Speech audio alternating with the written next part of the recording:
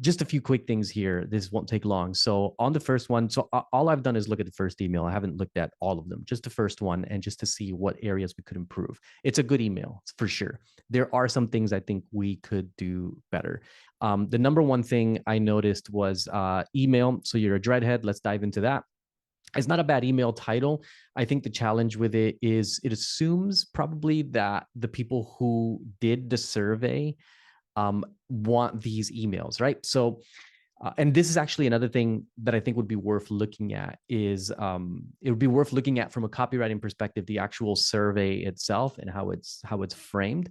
Because one of the challenges with surveys is a person can take a survey and then depending on how it's framed and what they get at the end can be the difference between, hey, I want more of this, or man, that was really underwhelming. I'm not interested anymore, right? So that comes from just looking at the survey itself. So I'm happy to take a look at that if you're keen.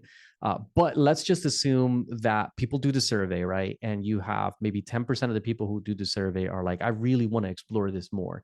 And the other like 90% were just like, oh, I just did it for fun and I was bored sitting on the toilet. So blue, okay, I'll answer the questions. Oh yeah, I'm a dreadhead. Okay, whatever.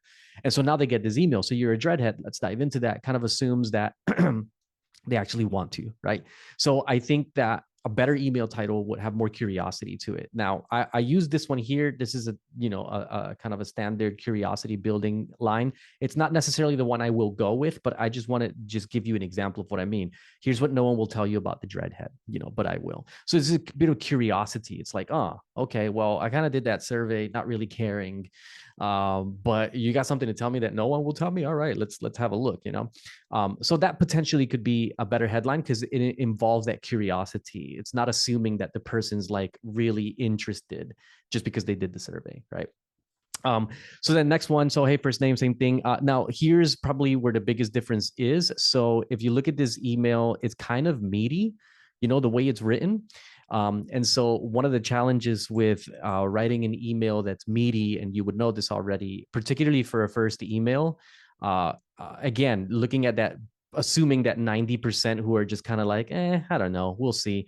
I just did this for fun because I was bored. You see something meaty like this and you instinctively are like, I don't really want to read it, and so what I did, and by the way, these spaces are way too big, so don't pay attention to that. It just came out that way. But obviously in your email, they would be more natural. They wouldn't be that big. But the sentences are a lot quicker, a lot shorter, just because you want people to look at it and be like, hey, this doesn't look like it's going to be a laborious read, right? I can scan my eyes through this and pick up whether I want to read it or not. So you got them with the curiosity, and then you're hitting them with a really sort of spiffy, quicker, shorter sentences so they don't feel overwhelmed by seeing sort of a meaty. And it's worse on a phone, right? Because 90% of people are going to see this on their phone, not their desktop. So when you have a meaty email, it looks even meatier on a mobile because everything gets compacted, right? So you want to avoid that. The second thing that I would say is particularly when it comes to the dreadhead, right? So dreadheads, I had a look at some of the things that define a dreadhead, and one of the things that really stood out is that dreadheads, they need safety, right? So you want to create a sense of safety in this email. So one of the things that I added that isn't in the original email is I added, let me just scroll down here if this thing will actually work for me. I added, really good qualities of the dreadhead. Okay, so let's have a look at that real quick. Hey, first name, your quiz results came in, got some emojis there celebrating, again, just creating a lighthearted mood. So I guess this is the main thing, particularly with a dreadhead. You don't want to create an environment, and you can do this even accidentally without meaning to. You don't want to create an environment within the email where they feel like shame, like, oh, I'm a dreadhead, oh no. And so I think perhaps a better way of addressing this with the dreadhead, you add some emojis, keep it lighthearted, but also celebrate some of those good qualities, help them to feel seen, right? Help them to feel safe. So it turns out you're a dreadhead procrastinator. Tap here for your free report. Now, most people who get this result in bold, they think it's a bad thing, but in reality, the dreadhead has some really good qualities. So again, you're just honoring them. You're holding space for them. You're celebrating them, helping them to feel a bit safe there.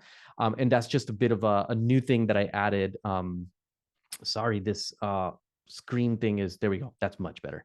Okay. So has some really good qualities. For example, you might find that you have a super active imagination, feel what others are feeling, have strong intuition, and notice details that others tend to miss.